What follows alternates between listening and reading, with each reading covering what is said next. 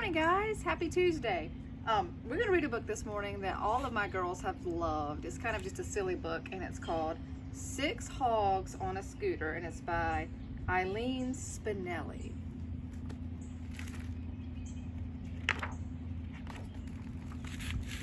One Friday night, the Hog family decided to go to the opera. They took sudsy bubble baths and they put on their fanciest clothes, and they piled into Father Hog's car. The car sputtered, the car snorted, the car would not start. "Oh, well, let's take my scooter," said Horace Hog. Happily, the six hogs hopped onto Horace's scooter. Six hogs on a scooter makes an interesting sight. Look, they can barely fit. They're all balanced on top of each other. But the scooter had barely squeaked down the driveway when both tires went flat and the hogs went tumbling. That didn't work out very well.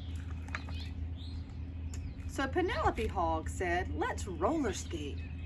Agreeably, the hogs took off their shoes and they all put on roller skates. Six hogs on roller skates makes an interesting sight. They look kind of silly. They're all dressed up and they're wearing roller skates. Especially when four of these hogs had never ever been on skates before. While Penelope and Horace sailed smoothly toward town, Grandpa Hog was having trouble just standing up. And Mother Hog rolled backwards into the bird bath, and Grandma Hog could not get herself to stop spinning. And Father Hog fell flat onto his face. Oh no, they're gonna get hurt. "I've got a better idea," said Grandpa Hog. "Let's take that old wagon of mine." So cheerily, the hogs squeezed themselves into Grandpa's old wagon. Six hogs in a wagon makes an interesting sight. But without someone to pull the wagon, the hogs were going nowhere. So Mother Hog said, "Let's take that hot air balloon." The hogs hurried across the meadow and up the hill where a hot air balloon sat, large and lovely and ready for liftoff. Joyfully, the hogs leaped into the basket. Look, they all fit. That's going to maybe work.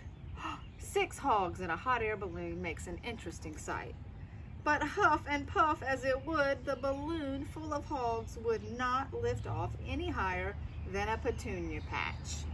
I think they're too heavy. I don't think the balloon's supposed to hold that many people. Finally, Grandma Hog said, "Can anyone tell me why we just don't take the bus?" No one could. And so the hogs marched gladly to the bus stop, and when the bus came along, the hogs climbed on board. That's a good idea. Six hogs on a bus makes an interesting sight. It also makes a lot of sense. In no time at all, the bus had stopped right in front of the opera house. That's perfect. That's where they need to be. But it was too late. The opera was over. The opera house was dark and all locked up for the night.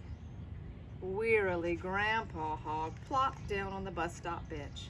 The night watchdog at the opera house told the hogs, "No more buses till morning." Penelope Hog said, "Let's take a cab." The watchdog shook his head. "Cabs are on strike." Horace pointed to the river. "Canoe?" Grandpa Hog groaned. "I think we've done enough traveling for one night." "The bus will come bright and early," said Grandma Hog.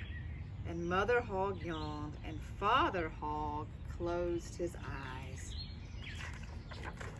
Six hogs sleeping at a bus stop makes a very interesting sight. Look, they're all stacked, one on top of another. They are very tired from all their travels, I think. All right, so that's our book for today. I hope you guys have a great Tuesday, and I will see you next time.